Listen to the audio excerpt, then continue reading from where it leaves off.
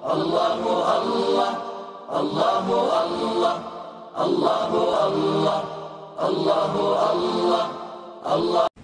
Өзүнүн милдетин так аткарган атага жана өзүнүн милдетин так аткарган уулга бир ат коёт, ысым коёт. Абрар деп коёт буларды. Жакшылар. Абрар деген ысым коюп атат дейт. Жакшы. Бир деген сөздү колдонот дейт. Ким абрарлардан болсо, Кур'анды ачсаңар, абрар деген сөздөгү аяттарды бир окуп чыксаңар, аларга бериле турган сыйлыктарды көрсөңөр, субханаллах дейсиң. Абдуллах ибн Омардын сөзү бар. Иннал валида мас'улун анил валади. Ата эне бала чакасынан Алланын астында жооптуу болот.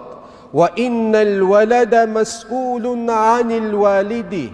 Бала чакадагын ата энесинен Алланын астында жооптуу болот деген сөздү айтат.